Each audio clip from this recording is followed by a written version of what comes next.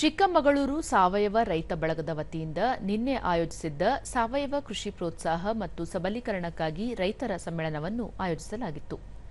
ಸಮ್ಮೇಳನದಲ್ಲಿ ಕೊಲ್ಹಾಪುರದ ಕನ್ಹೇರಿ ಮಠದ ಅದೃಶ್ಯ ಕಾಡಸಿದ್ದೇಶ್ವರ ಸ್ವಾಮೀಜಿ, ಒಕ್ಕಲಿಗರ ಸಂಸ್ಥಾನ ಮಠದ ಡಾ ನಿಶ್ಚಲಾನಂದ ಸ್ವಾಮೀಜಿ, ವಿಧಾನ ಪರಿಷತ್ ಸದಸ್ಯ ಸಿಟಿ ರವಿ ಮತ್ತಿತರರು ಭಾಗಿಯಾಗಿದ್ದರು.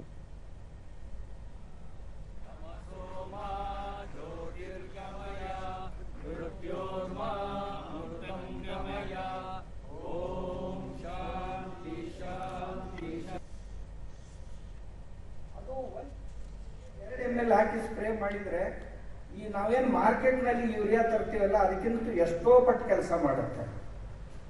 ಇದರಲ್ಲಿ 1 kg ಬೆಲ್ಲಕ್ಕಷ್ಟೇ ಹಣ.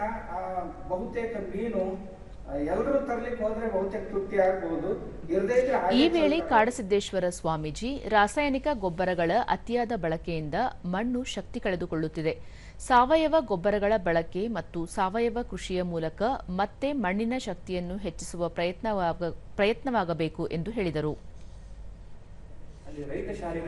ಡಾ ನಿಶ್ಚಲಾನಂದ ಸ್ವಾಮೀಜಿ, ತಾವು ಆರಂಭಿಸಿರುವ ರೈತ ಶಾಲೆ ಈ ರೀತಿಯ ಸಾವಯವ ಮಾದರಿಯನ್ನು ಅಳವಡಿಸಿಕೊಂಡಿದೆ.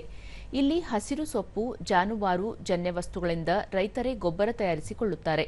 ಕೃಷಿಕರ ಹೆಚ್ಚಿನ ಆಸಕ್ತಿ ಮತ್ತು ಕಾಳಜಿಗಳಿಂದ ರಾಸಾಯನಿಕ ರಹಿತ ಕೃಷಿಯತ್ತ ಮುಖ ಮಾಡಬೇಕು ಎಂದು ತಿಳಿಸಿದರು. ಅಲ್ಲಿ ಅವರು ಸಾವಯವ ಕೃಷಿ ಉಳಿಸಲಿಕ್ಕೆ ಪ್ರಯತ್ನ ಮಾಡ್ತಾ ಇದ್ದಾರೆ. ಅಂತ ರೈತರಿಗೆಲ್ಲ ನಾವು ದೇಶೀಯ ತಳಿಗಳನ್ನ, ಹಸುಗಳನ್ನ ಮತ್ತು ಎತ್ತುಗಳನ್ನ ಕೊಟ್ಟು ಇದನ್ನ ಪ್ರಮೋಟ್ ಮಾಡಿ ಮತ್ತು ಪ್ರೊಟೆಕ್ಟ್ ಮಾಡಿ ಸಂರಕ್ಷಿಸುವುದು ನಮ್ಮ ಜವಾಬ್ದಾರಿ. ನಮ್ಗೆ ಬೇಕಾದಂತ ಪೂರಕವಾದಂತ ಎಲ್ಲ ಏನು ಗೊಬ್ಬರ ಇರ್ಬೋದು, ಅಂದ್ರೆ ಸಗಣಿ ಇರ್ಬೋದು, ಗಂಜಲ ಇರ್ಬೋದು, ಹಾಲು ಇರ್ಬೋದು, ಇವನ್ನೆಲ್ಲ ಕೊಡ್ಲಿಕ್ಕೆ ಸಾಧ್ಯ ಆಗುತ್ತೆ.